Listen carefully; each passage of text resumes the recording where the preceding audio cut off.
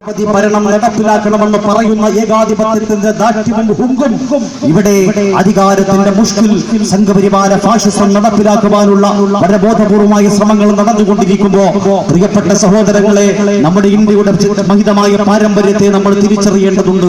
മതേതരത്വത്തിന്റെയും സ്നേഹത്തിന്റെയും സൗഹൃദത്തിന്റെയും ഇന്ത്യ മഹാരാജ്യത്തിലാണ് ഞാനും നിങ്ങളും ജീവിക്കുന്നത് എന്ന വ്യക്തമായ ബോധ്യം എനിക്കും നിങ്ങൾക്കുമുണ്ട് എന്ന് ഞാൻ വിശ്വസിക്കുവാൻ ആഗ്രഹിക്കുകയാണ്.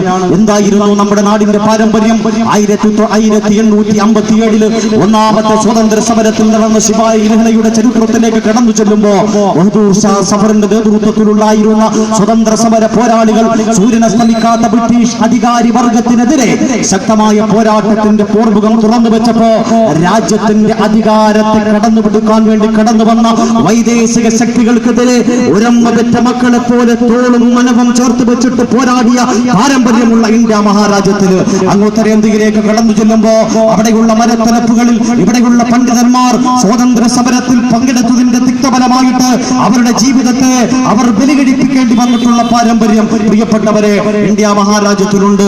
മാത്രമല്ല, ഈ ഭാരതത്തിന്റെ പാരമ്പര്യം അത് സൗഹൃദത്തിന്റെ പാരമ്പര്യമാണ്. ബാന്ധവ മാനവ സർവേ സ്വദേശ ഭുവനത്രയം എന്ന് പഠിപ്പിക്കുന്നതായ സർവ്വ മനുഷ്യരും ബന്ധുക്കളാണെന്ന് പഠിപ്പിച്ച, സകല മനുഷ്യരും ഹൃദയം കൊണ്ട് അടുത്തു നിൽക്കേണ്ടവരാണെന്ന് പഠിപ്പിച്ച ഇന്ത്യയുടെ പാരമ്പര്യം പ്രിയപ്പെട്ടവരെ എനിക്കും നിങ്ങൾക്കും വ്യക്തമായ ബോധ്യമുണ്ട്. വാത്മീക മഹർഷിയെ നമുക്കറിയുമല്ലോ.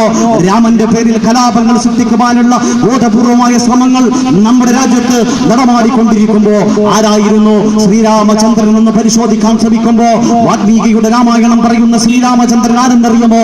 കുടുംബസ്നേഹിയായ, മനുഷ്യസ്നേഹിയായ, മാനവകുലത്തെ സ്നേഹിക്കുവാനും ഇഷ്ടപ്പെടാനും പഠിപ്പിച്ച ശ്രീരാമചന്ദ്രന്റെ പേരിൽ പോലും കലാപങ്ങളും മസ്ജിദുകൾ ധ്വംസനങ്ങൾ നടത്തുവാനും ഒക്കെയുള്ള ശ്രമങ്ങൾ നമ്മുടെ രാജ്യത്ത് നടപ്പാക്കപ്പെട്ടുകൊണ്ടിരിക്കുകയാണ്. പ്രിയപ്പെട്ടവരെ, വാത്മീകിയുടെ രാമായണം പിറവികൊള്ളുന്നത് തന്നെ ഒരു വല്ലാത്ത ദുഃഖത്തിൽ നിന്നുമാണ്. എന്തെന്നറിയുമോ? പ്രപഞ്ചകമിഥുനങ്ങളെ വേട്ടയാടാൻ ശ്രമിച്ച കാട്ടാളന്റെ കൈപിടിച്ചിട്ട് മാനുഷാദ പ്രതിഷ്ഠാന്ത മഹമശാശ്വതി സമ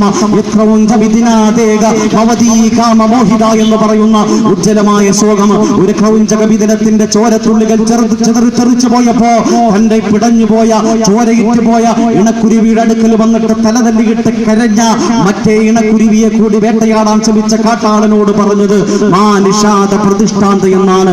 പാടില്ല കാട്ടാള, ഒരു കുരുവി കുഞ്ഞിന്റെ ചോരത്തുള്ളി പോലും ചെതറിത്തെറിച്ചിട്ട് രാജ്യത്തിന്റെ സമാധാനം കളങ്കപ്പെടാൻ പാടില്ല എന്ന് പഠിപ്പിച്ച വാത്മീകി മഹർഷിയുടെ ശ്ലോകത്തിന്റെ സമാധാനത്തിന്റെ ഉജ്ജ്വല പാരമ്പര്യമുള്ള ഇന്ത്യ മഹാരാജ്യത്ത് കലാപകലുഷിതമാക്കുവാനുള്ള വളരെ ബോധപൂർവമായ വളരെ ആസൂത്രിതമായ ശ്രമങ്ങൾ നടന്നുകൊണ്ടിരിക്കുകയാണ്.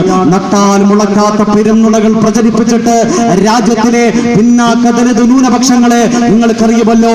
ഗുജറാത്തിലെ ഉനയിൽ ചത്തുപോയ പശുക്കുട്ടിയുടെ തൊലിയുരിച്ചു എന്ന ഒറ്റ കാരണത്തിന്റെ പേരിൽ അർദ്ധനഗ്നരായിട്ട് വാഹനത്തിൽ കെട്ടിയിട്ട ദരിദ്രന്മാരുടെ മുതുകിലെ കാഞ്ഞടിക്കുന്ന വിവത്സകരമായ ഭയം ജനിപ്പിക്കുന്ന കഥകളും കാഴ്ചകളും ഞാനും നിങ്ങളും കണ്ടിട്ടുണ്ടായിരുന്നു.